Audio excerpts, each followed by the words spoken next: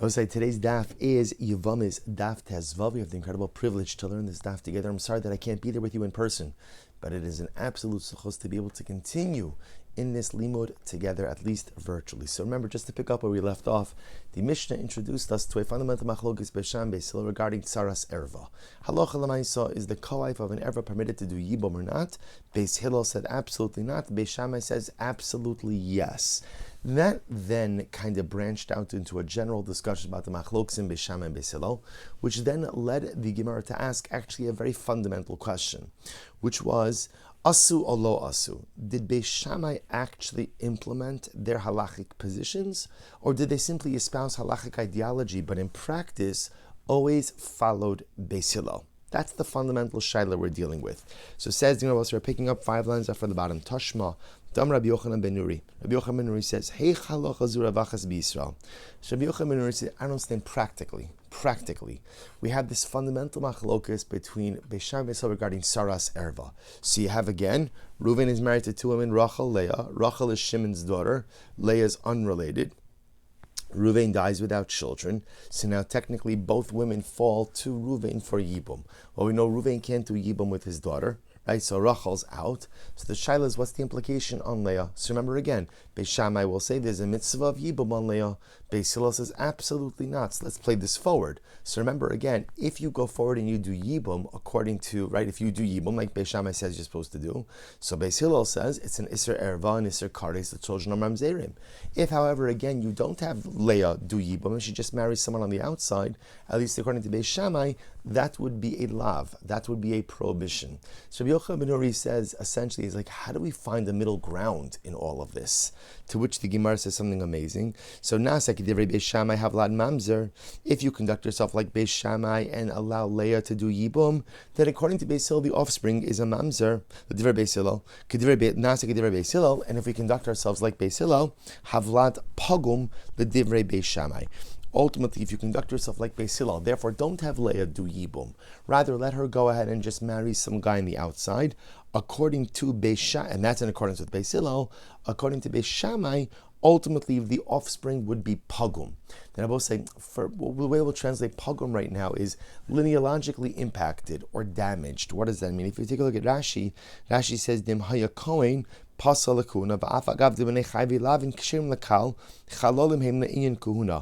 essentially, we would see that according to Beis Shammai, the result of this union with Leah would essentially preclude the children from marrying into the kahuna. That's what's called pagum. So Rabbi Yochanan ben Nuri says, what should we do? To which Rabbi Yochanan ben Nuri has a very simple approach. It's bo nesakin letzaros shucholtzos v'lo misyavmos. Ultimately, look on top line of Tezvav Amudala 15a. Rabbi Yochanan ben Nuri says, therefore, I think the best thing to do is do chalitza. Right? That takes care of everyone. Why? Because if, according to Beis Shammai says that legitimately Leah is chayeves in Yibam chalitza. So let her do chalitza. According to Beis Hillel, Leah is exempt from everything because she's the co-wife of an erva, tsaras erva. But Beis Hillel will say, but Rabbi Yochanan says, so what? So let her do chalitza. What does it matter? It doesn't hurt her. It just kind of is like a halachic insurance policy. So this was Rabbi Yochanan ben Nuri's solution. This was his approach. In a case of tsaras erva, the only way to bridge the gap between Beis Shammai and Beis Hillel, because remember again, the ramifications are so intense, because according to Beis Hillel, if you listen to Beis Shammai, it's an Isser Erva and it creates Mamzerus. According to Beis Shammai, if you listen to Hillel, the offspring is Pagum because there's a violation of a lav. Therefore, Rabbi Yochanan ben Nuri says the easiest thing is, in the case of Tsaras Erva, just do Chalitza. And Shalom Yisrael. So the Gemara says, Lo hispiku ligmaras hadavar achenitra fahasha. It's a very interesting phraseology here. Literally, they were unable to bring the matter to a close, to a decision, before literally Nitra Fahasha, the hour, the moment was snatched away. The idea being that Rabbi Yochanan ben Nuri has this great idea, but it's almost as if the Ribono Shel Olam, right? Circumstances got in the way and prevented Rabbi Yochanan ben Nuri ultimately from trying to incorporate this approach. So Rabbi Shimon said, well, one second. So essentially, Rabbi Yochanan ben Nuri's suggestion sounded like a good one, at least according to Beis Shammai. Remember again, Beis Hillel didn't like it because we already saw on Shabbos, his daf, or on Sunday's daf, I should say, well, Shabbos and Sunday, that remember, when we can't be flippant about doing chalitza either, because when you do chalitza with a woman, that gives her the status of a grusha, that gives her a status of a divorcee, and that has an impact on who she's permitted to marry. So Rabbi Yochanan ben Nuri's never really got the traction it needed to be accepted. So ultimately, again, see, here's what's interesting. So first of all, comes on Rosh and he says, but one second. What are you going to do with the people who already conducted themselves like Beis Shammai? In other words, you're trying to figure out a solution. You're looking at the situation now and trying to figure out a way forward. That's fine. What about all of the women who did conduct themselves like Rabbi Yochanan? What about all of the Leahs out there? All of the Leahs who were all co-wives of an erva, followed the suggestion of Beis Shammai, went ahead and did Yibum. Now, according to Beis Hillel, they committed adultery, they committed arayas, eshes ach. Again, it was a brother-sister's prohibition. So it's isra erva, kares if done intentionally, mamzerus. What do you do for them? If you want to figure out a solution going forward, what about those who already acted in accordance with Beis Shammai's approach? So Rabbi Shimon question of what should we do makes sense only if indeed Beis Shammai didn't only espouse the halachic ideology, but actually acted upon it as well. Then it's a legitimate shaila. What should we do for these people? But if you say that Beis Shammai only espoused the ideology, but never really acted on it, then halacha l'maisa, what's the question of what we should do? Of what should we do? There's no question, because remember again, although Beis Shammai espoused the ideology, l'maisa in practice they followed Beis Hillel. This would seem to point in the direction that halacha l'maisa, that Beis Shammai espoused the ideology and ultimately practiced it. No. Rav Nachman Bar Yitzchak says the shaila. You see, we get a little bit carried away, and we often think that they're focused on the offspring of the tsaras erba who gets married. No, we're talking about what should we do with the tzara herself, Leah herself, the co-wife of the erva. What is the appropriate approach for her? The Gemara says, "El tsaras atzma uman naaseh hachi kamer." This is what it means to say. Hanach tzarachs tebeis Hillel Beis Shammai hechi navid. What it's really asking is as follows. See, the ramification of accepting the approach of Beis Shammai, according to Beis Hillel, is obvious. Because remember again, in Beis Hillel's mind, what Beis Shammai is telling you to do is an Isser Erva, punishable by Kares, which creates Mamzerus. Therefore, the Shaila really is as follows. What do you do with the Tsaras Erva, who paskin like Beis Hillel, in the eyes of Beis Shammai? What should you do with them? Hechi navid, lehu, lechaltzu. So if you're Beis Shammai, you say to Beis Hillel, come on, just do chalitza. Well, that doesn't work. Why? Now let's say, now again, what we're talking about over here is as follows, just to clarify. We're precision focused now on the tzara herself. Remember, Reuven dies, leaves two wives, Rachel and Leah. Rachel is an erva because she's Shimon's daughter. So now we're talking about Leah, the co-wife. So in Beis Hillel's model, Leah is not subject to anything. So Leah goes in and marries Zevulun. She marries a totally unrelated guy. The Gemara now is now asking, well, according to Beis Shammai, this woman did something wrong because she married someone outside of her yavam. She's subject to a lav. Her offspring could be pogum. What could we do to remedy this woman's situation now? What could we do to remedy Leah's circumstances now? So the simple answer would be, let her do chalitza. Just let her do. She's married to Zvulun, it's fine. Just let her do chalitza right now. Can't do that. Why? Mim asya gavrahu. Because I will say, Zvulun is not going to take kindly if his wife starts doing chalitza now with another man. Because the problem in Zvulun's mind is that then it looks like that there's some type of shade being thrown, on his marriage. That lamaisa, that now I'm like in the shadow of something illicit that doesn't look right. So it's going to cause shalom bayis problems for Leah in her second marriage now to Zvulun. So maybe you'll say, who cares? Well, who cares? So let Shimon, the Muslim means be repulsed. So Shimon be repulsed by her. Fine. I'll cause them some shalom bayis problems. They'll get over it. Just do it. It's the right thing to do. But I say this is so beautiful. The ways of the Torah are pleasant, and all of its pathways are peace. The idea is that the Ribono Shel Olam would not want us to engage in behavior that would erode the quality of one's shalom bayis. Hashem would not want us to go ahead and compromise the marriage of Zvulun and Leah for the sake of satisfying the opinion of Beis Shammai. Tashma. So therefore, again, we're still focused on the same thing, which is when Beis Shammai espouses their position, are they just espousing halachic ideology, but in practice they conducted themselves like Beis Hillel? Or no, they took the ideology and they actually implemented it into the way that they practiced halacha. So here we go. But I say this is actually fascinating. Tashma, Rabbi Tarfon says as follows: Ta'aveni, I yearn, like taiva, I yearn. Mosai tavo tsaras habas liyadi ve'asa'ena.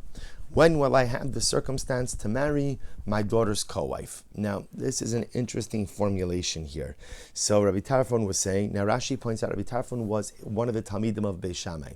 So Rabbi Tarfon, this is what he says, and then let's interpret what he means. What he says is, I can't wait for the day for my brother who's married to my daughter and another woman, right? So let's say again, Rabbi Tarfon has a brother, let's just call him, again, just keep everything simple, Ruvain, right? And Ruvain is married to Rabbi Tarfon's daughter, we'll call her Rachel, and to another woman, unrelated, Leah. Rabbi Tarfon says, I can't wait till my brother dies and my daughter and her co-wife fall to me in Yibum. Obviously, I can't do Yibum with my daughter. I can't wait to do Yibum with her co-wife. So says, obviously, this lashon seems to be a bit hyperbolic, and Rabbi Tarfon is trying to make a point. What's his point? The halacha follows Beis Shammai. So this seems to indicate that halacha l'maisa, that Beis Shammai didn't just espouse halachic ideology, but in fact, it was followed in practice. To which the Gemara says, Ema va'asiena.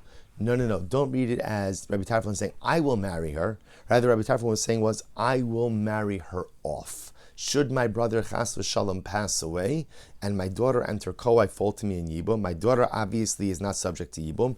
And Rabbi Tarfon was saying, we paskin like Beis Hillel, that the co-wife of an erva is also not subject to Yibum, and therefore again, I will marry the co-wife off to someone else. But he used lashon of like taiva. I desire, I want. Toiv, I'm hungry. I yearn for it. No, he used that lashon in order to go ahead and discount and really write off the position of Rabbi Yochanan ben Nuri. Because remember, what does Rabbi Yochanan ben Nuri say? Rabbi Yochanan ben Nuri says, in any case of tsaras erva, just do chalitza. Just do chalitza, because that makes everyone happy. Beis Shammai is happy because they hold this woman was subject to Yibum and chalitza. Beis Hillel, it's not going to matter one way or the other. So Rabbi Tarfon is coming along to say we don't paskin like Rabbi Yochanan ben Nuri. And halacha l'maisa, in the case of a tsaras erva, she is free to marry anyone who she wants, and there is no need for chalitza. Tashma, ma'aseh bebito shel Rabbi Gamliel, shahaisa nesua la'aba achiv. It happened that the daughter of Rabbi Gamliel was married to her uncle, to her father's brother, to Abba. Abba was the brother of Rabbi Gamliel. So Rabbi Gamliel's daughter is married to his brother Abba, umeis below banim. And ultimately again, Abba died without children. The Yibam Rabbi Gamliel as Atzarasa. Rabbi Gamliel did Yibum with his daughter's co-wife. So again, sounds pretty clear. They're passing like Beis Shammai, and Beis Shammai is not just espousing ideology, but rather telling us practically what to do as well. But one second, was Rabbi Gamliel one of the Talmidim? Was he of the students of Beis Shammai? Bipashtos, Rabbi Gamliel was a direct descendant of Hillel. So it would appear that Rashi points out over here, Rabbi Gamliel was a direct descendant of Hillel. So Bipashtos, it would be strange to say that Rabbi Gamliel paskined like Beis Shammai. So which the Gemara says, Elashayni bito Rabbi Gamliel the islandess havi. This is very interesting. It was different. Rabbi Gamliel's daughter was an islandess. Now, also remember again, an islandess is a woman who's not only incapable of having children, but does not develop the female qualities, right? Female characteristics. So I will say it is generally assumed that halacha l'maisa,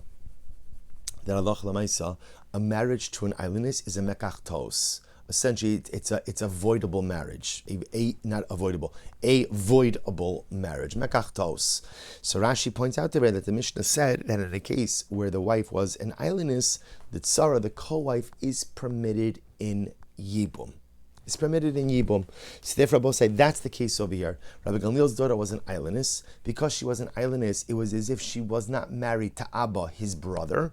Therefore, again, there's no tsaras erva situation. So when Abba passes away, Rabbi Gamliel does Yibum with the wife, with the other wife, the non-aylinus wife.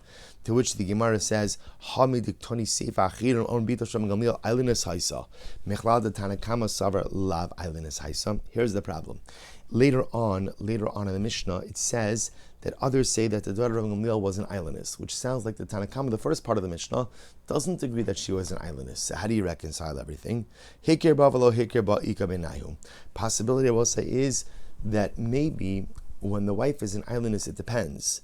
Did the husband know about it before the marriage, or didn't he know about it before the marriage? If he knew about it before the marriage, he knew about it, he accepted it, and therefore the marriage is valid.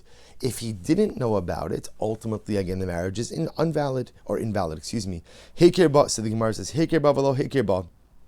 The other possibility is kanos ulbasov garashik. Or the other possible point of contention between the Tanakama, ultimately again, and the Seifa, the Achirim, what we'll call Tanakam and the Achirim, could be a situation of what? Where halacha l'maisa, we had this 2 days ago, that when is the Yibum construct concretized? Is it concretized and solidified at the time of marriage? In which case, if at any point during the marriage, the brother was married to both an erva, a woman who's an erva to another one of the brothers, and another wife, that other wife, that tzara, is forever precluded from Yibum? Or do we say no? The Yibum construct is concretized at the time of death. So perhaps that's the machlokis occurring in this Mishnah as well. So the Gemara says, "V'ibay sema kines lebasov right? V'ibay sema yesh tenai b'bia ikebenau." The other possibility is ultimately again, is there a tenai and bia? The case in tenai and bia, we'll discuss this in greater depth. The case in tenai and bia is as follows: let's say a man marries a woman, and he says, "I'm marrying you on the condition that you have no physical blemishes," and then it turns out he has relations with her, she has physical blemishes. So we'll say, what's the status then of this relationship? So one opinion says, Yech Tanai Babia, he made a Tanai, she didn't fulfill the Tanai, she didn't fulfill the condition, therefore the marriage is void. The other opinion says, no, once a man has had relations with a woman, he does not want his act of relations to be relegated to a case of bias znos, an act of immorality. Therefore, once there's bia, essentially the Tanaim go ahead and fall off on it. And so we'll say, just 3 different ways to reconcile the opinions of the Tanakama and the Achirim in this Mishnah. Masiv Rav Misharshia, Mais Rabbi Akiva, Sheliket Esrog Be'echad B'Shvat. Very interesting case. One time Rabbi Akiva picked an Esrog on the 1st of Shvat. V'noag bo beis isurin. And he tithed the Esrog with 2 different tithes. Echad Kedivrei Beis Shammai ve'echad Kedivrei Beis Hillel. Ultimately, again, one in accordance with Beis Shammai, one in accordance with Beis Hillel. Now, what is this talking about? Take a look at Rashi. So Rashi is almost right across. The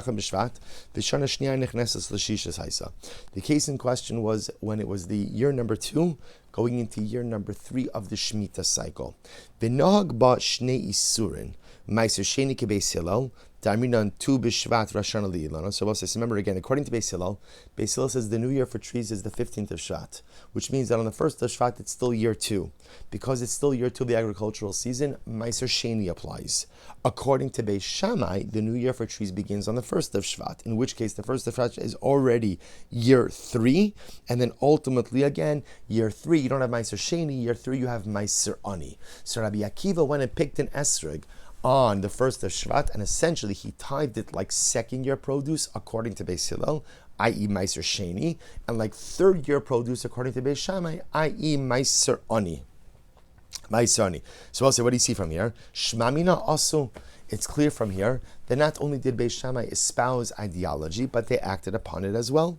To which the Gemara says, Rabbi Akiva Gemara istapikle for lo yada I Beis Hillel be'echad b'Shvat Amar obetu b'Shvat Amar. This is incredible. No, we pass like Beis Hillel. Rabbi Akiva passed like Beis Hillel also. Rabbi Akiva wasn't sure what the position of Beis Hillel was. Does Beis Hillel hold that it's the 1st of Shvat or the 15th of Shvat? That's the Rosh Hashanah for trees. So because he was unsure about the sheet of Beis Hillel, he conducted himself in accordance with both tithing years. But that was not an effort to accommodate the position of Beis Shammai. Fakir, just the opposite. He held like Beis Hillel, but he just wasn't sure what the Shita Beis Hillel was. Incredible. So massive Marzucha raised the kasha. One time the daughter-in-law of Shammai, the elder, gave birth. This was Sukkis. Upiches es hama'aziva v'sichech al gabav.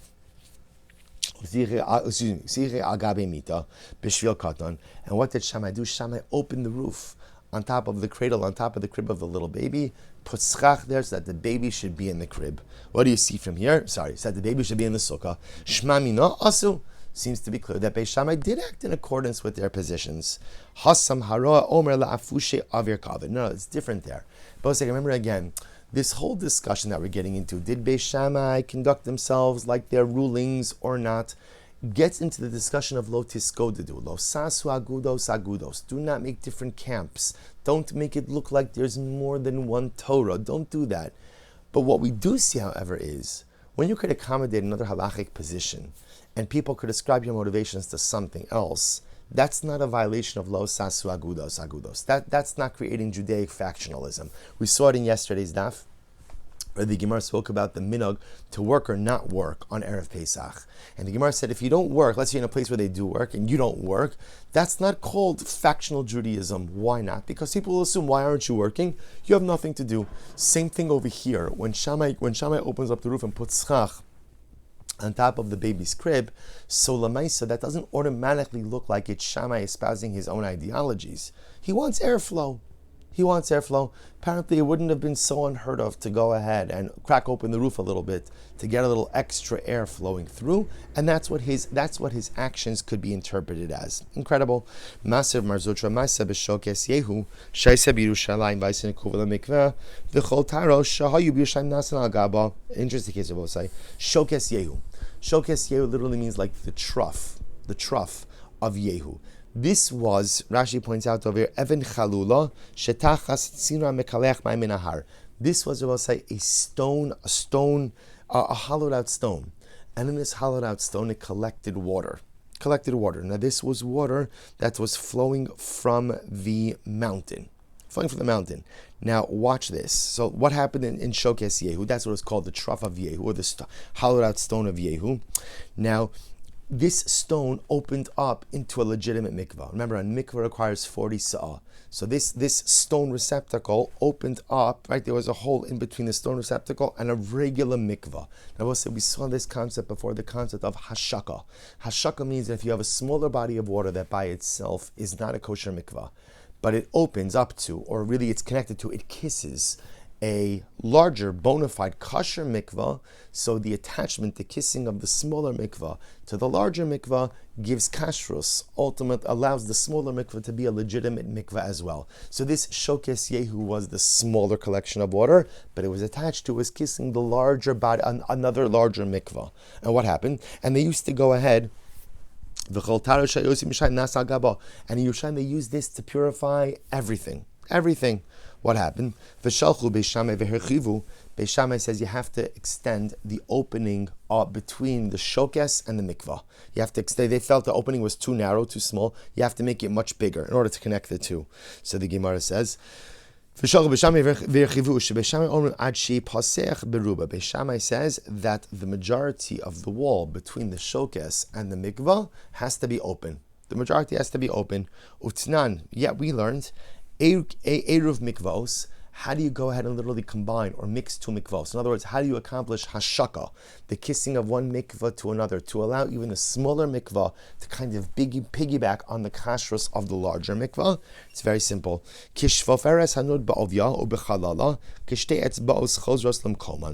Ultimately, all you need is an opening that is as large as the straw, really the circumference of the straw of a wine skin or of a leather skin. And how much is that? 2 fingers, so that 2 fingers could go ahead and go in and out easily. That's the opening that you need for hashaka. Shmamina asu. We'll say, so once again, what do you see from here? You see from here that Allah say clearly Beis Shammai didn't just espouse ideology, but they acted on it. Right? They acted on it here. They're instructing the people to go ahead and widen the opening between Shokes Yehu and the larger mikvah. So it's clear that they didn't just espouse, but they also went ahead and acted Amud Beis, it's different there, the Gemara says, sorry. So Hassam, it's different. Why? Haroa Omer la'afushe ma'yahuda ka'avim. The truth is, Beis Shammai was comfortable telling people to do this. Why? Because when you see people widening the opening between the Shokes Yehu and the mikvah, or Shokes Yehu and the mikvah, you don't have to automatically ascribe that to the fact that we're paskin like Beis Shammai. You could just say they want more water flowing. They want more water flowing from the larger mikvah to the Shokes. Good. So the Gemara says, Tashma, Damar Belazar Bar Tzadok, Kishayisi Lamitora Eitz Rabbi Yochanan HaChorani. Listen to how beautiful this is. Rabbi Belazar Bar Tzadok says, when I was learning Torah by Rabbi Yochanan HaChorani, it was by his Rabbi, Ra'isi Shaya Ocha Pas Chareva B'Melach B'Sheni B'Tzuras. I saw that all he was eating was dried out bread, dipped in salt, and this was in the midst of a famine. So all he had was some dried out bread and salt. Ubasi v'hodati es Abba. And ultimately, again, Rabbi Elazar said, I came and I told my father, Rav Tzadok, Amar li, holech lo zesim. So Rav Tzadok said to his son Rabbi Elazar, go take Rabbi Yochanan HaChorani olives. Go take him some olives. Take him a barrel of olives. V'olachti lo. I brought, so again, now there's Rabbi Elazar talking. I brought Rabbi Yochanan HaChorani olives. Ra osan shein lochin. He saw that the olives were moist.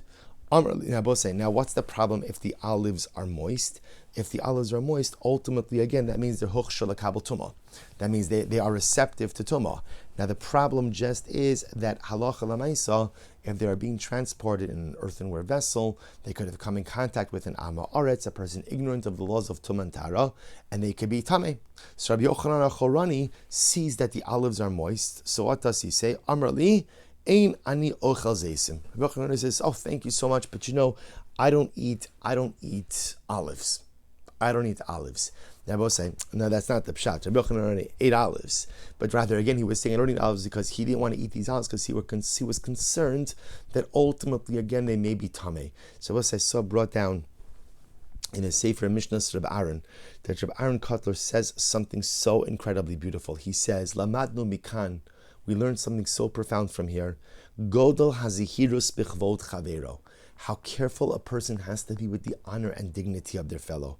Sha'amar eini ochel zeisim v'lo amar hachashash detuma shelo yachshav kipigia bichvod shrab tzadok. So we'll say, isn't this absolutely incredible? The Gemara says over here, we know the reason Rabbi Yochanan HaChorani said he doesn't want the olives is not because he didn't eat olives, because he was scared, he was nervous that maybe they're tameh. But he didn't want to say that. Why didn't he want to say that? Because he did not want to chas v'shalom in any way offend Rav Tzadok. Rav Tzadok went ahead and sent him this beautiful gift. So again, he doesn't feel comfortable eating it because l'mais, again, he's concerned about the tumah, but he can't say that. I mean, he can say it, but he won't say it. And Rabbi Aaron Kotler says over Yesivim something so incredibly beautiful, that halacha l'maisa, at the end of the day, that even though Rabbi Yochanan HaChorani has nothing, I must say, just to be clear, Rabbi Yochanan is eating old bread with salt, which means things are pretty bad. Things are pretty bad. If that's where you're up to in your life, the olives would have been a welcome addition to his life, a sustaining addition to his daily life. He didn't want to eat it. This was his own hakpadis. He was concerned about tumah. But you can never allow your personal pursuit of ruchnius, or to say differently, you can never allow your pursuit for heightened bein adam lemakom to erode your bein adam lachavero. See, sometimes we think that in the pursuit of a higher and holier relationship with Hashem, I could trample over people. Right? It doesn't matter, right? It's holy war. I could do whatever I need to do because I'm this is all about God. All about God. I'm meshuggah for God. And if I'm meshuggah for HaKadosh Baruch Hu, whatever collateral interpersonal damage there may be on the way, it doesn't matter. It doesn't matter. And it's not true. It's not true. Because ultimately, again, growth in bein adam lemakom, that is paved with taking liberties in my bein adam lechavero, growth in my relationship with God, that is paved with taking liberties and trampling on other people, that's not growth in bein adam lemakom.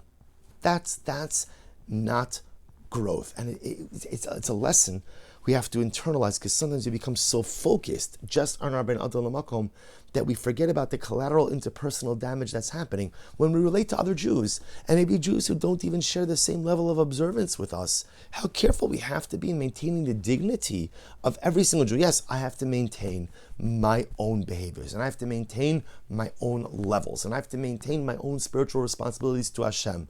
But I have to do so with a constant sensitivity to the other. So therefore, again, Rabbi Yochanan Charon, he's not going to eat the olives. Basivo das yes abba. So listen, Rabbi Lazar comes back and he says, I told my father what happened. Amar li lech amar lo chavis nukuva haisa ela shisasmuha shmarim. Go and tell him, no.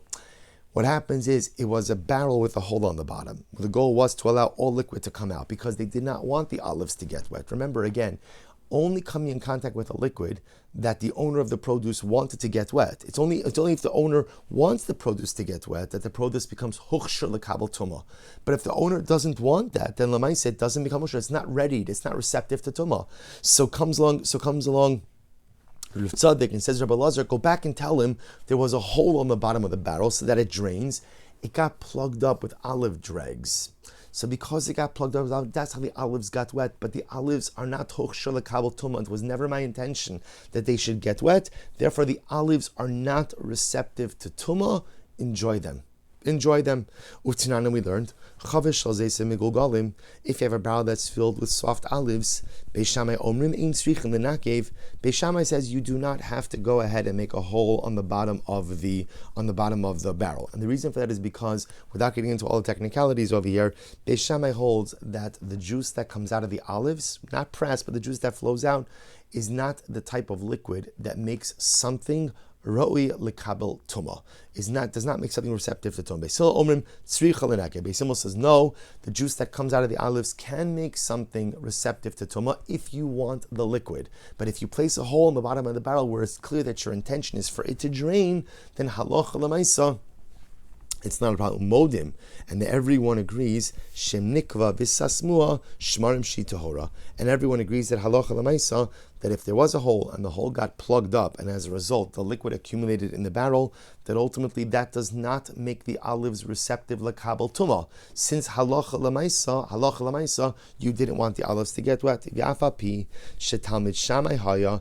and even though again he was a talmid of Beis Shammai, nevertheless kol ma'asav lo asa ela kedivrei Beis Hillel. He conducted himself in every way like Beis Hillel. To which the Gemara says, if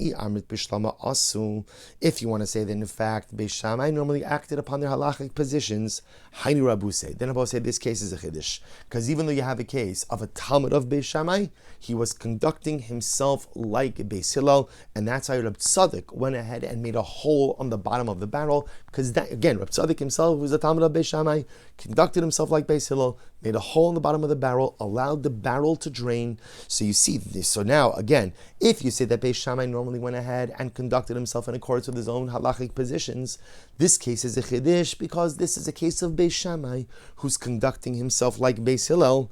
However, the Gemara says, Eli amrit lo asu, my Rabbi say. But if at the end of the day you say that Beis Shammai never really conducted themselves in accordance with their own halachic positions, they espoused the halachic ideology, but never actually practiced this way, then what's the great chiddush in the case? Tashma. Shalos Rabbi Yeshua. So I'll say, so again, we're still kind of unresolved. We're going through the same question over here. We have machlokes Beis Shammai Beis Hillel. We've taken care of the lotus go-to-do problem, but at the end of the day, we're still trying to figure out, did Beis Shammai actually conduct themselves in accordance with their halachic positions or not? So Tashma, Shalos Rabbi Yeshua, Tzaras Habas Mahu. That's Rabbi Yeshua. What is the halacha with Tzaras Habas? Right. So remember again, Ruvain is married to Rachel and Leah. Rachel is his niece, Shimon's daughter. Ruvain dies. So now again, two women fall to Shimon for Yibum. Rachel, his daughter, and Leah, the co-wife. Tzaras Habas, the co-wife of the daughter. So they ask Rabbi Yeshua, what is the status of Leah? What's her status? Amar lahem machlokes Hesham Beis Hillel halacha kedivrei. So he said to them, it's a machlokes.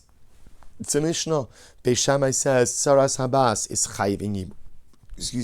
Beis Hillel says she's exempt from Yibum.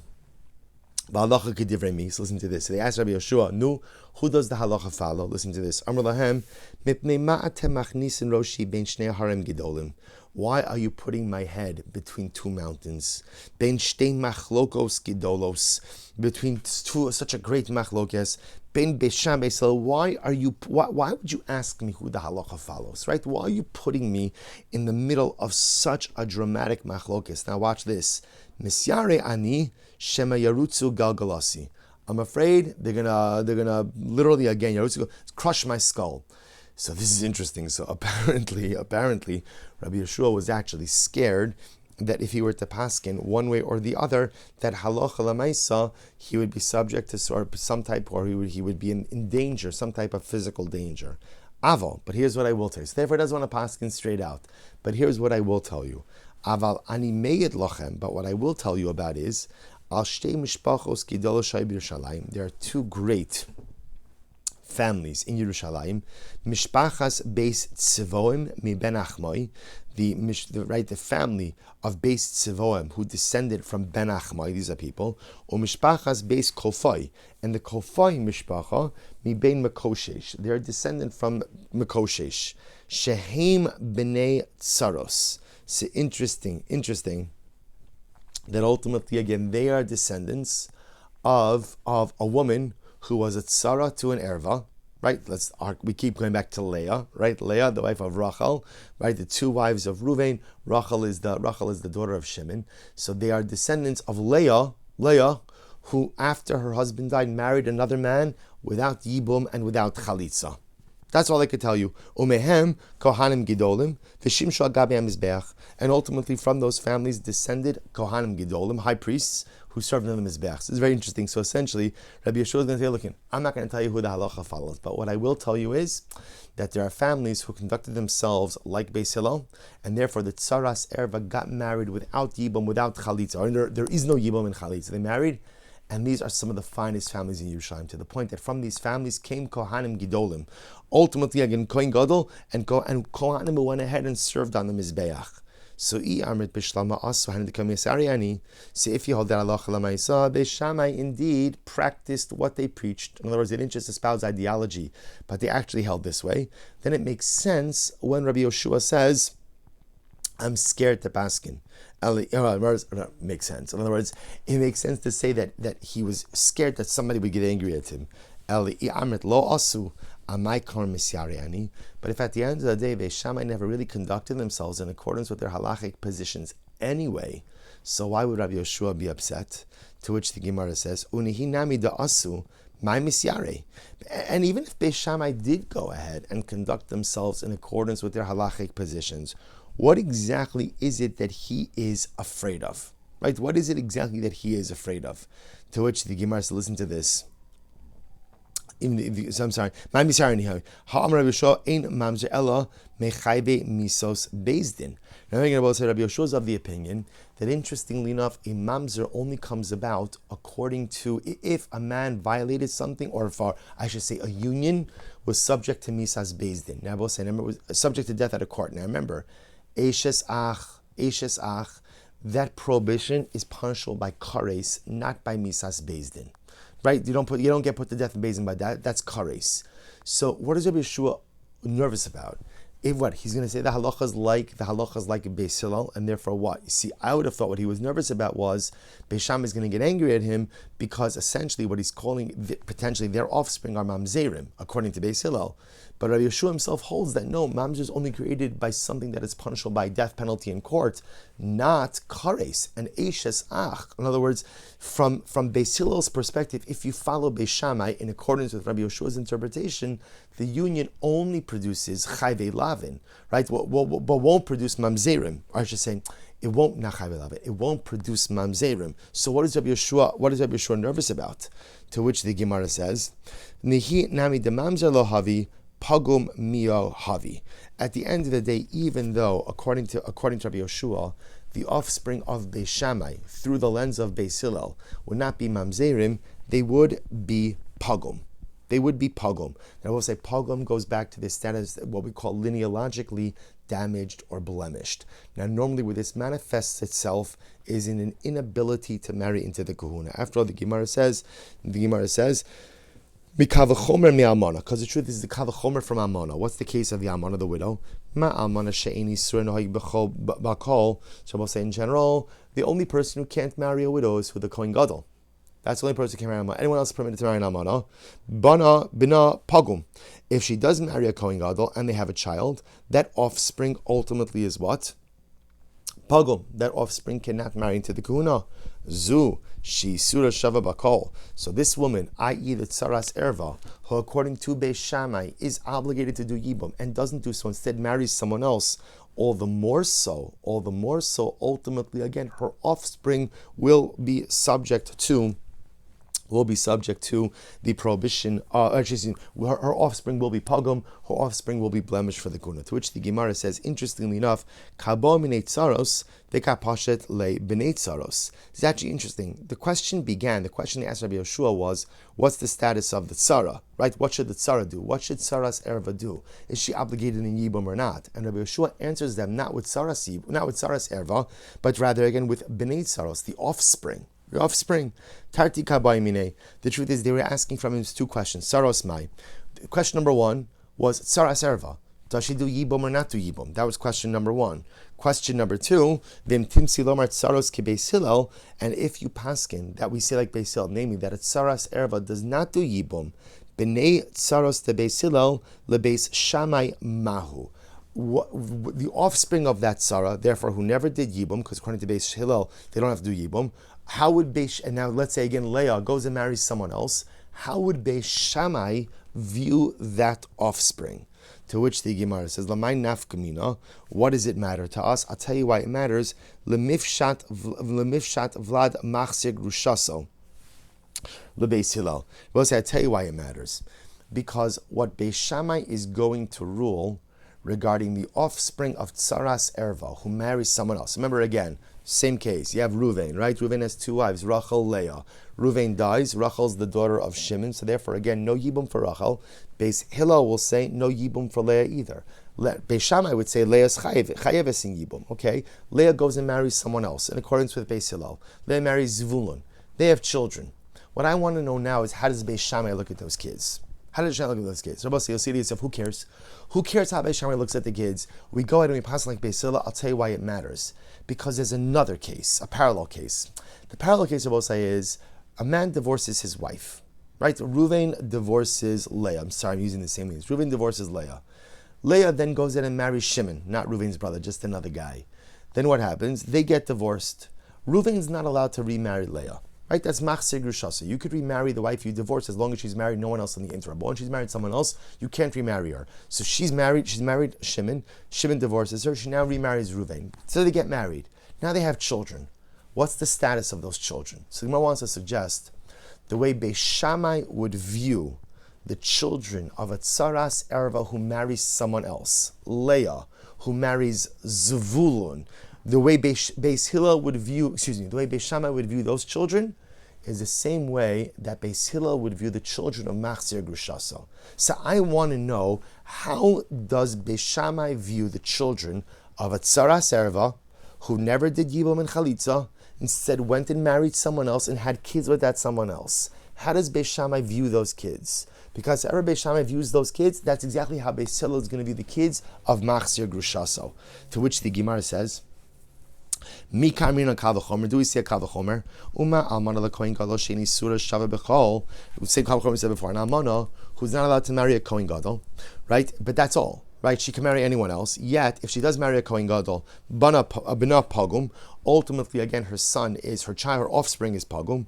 Zo sheisura shava b'chol eno din shebana pagum. Then Abba say this woman again, in this case Leah, the tsaras erva, who again does have an isur, or really ultimately again it's also the machzir grushaso, who does have an isur, her child should certainly be pagum. O dilma ikalamifrach, or perhaps you could also make a distinction and you could say ma la'amana shehi atzma mischalalas. Ultimately, again, perhaps you could also say almana is different. Why is almana different? Almana is different because it's not just when an almana marries a kohen gadol, it's not just the pshat that her offspring becomes pagum, but she herself becomes pagum. Va'amar lehu tsaros misyare. V'amar lehu tsaros misyare ani b'nei, top of Tazayim, b'nei tsaros ani me'id lochem. So we'll say to this, ultimately again, to this Rabbi Yeshua responded, listen, I'm not going to get involved in the case of tsaros. I'm not going to comment on that.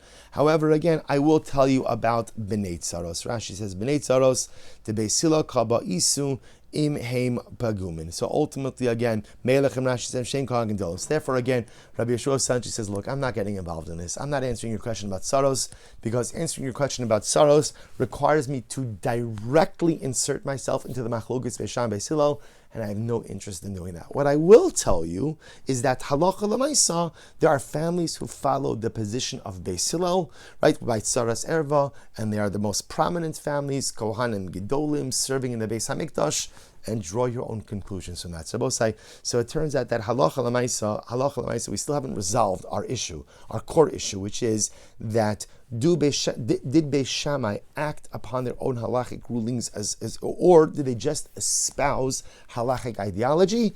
In Meretz Hashem, to be continued tomorrow. Such an incredible schus to learn with all of you, such a beautiful daf. Have a great day.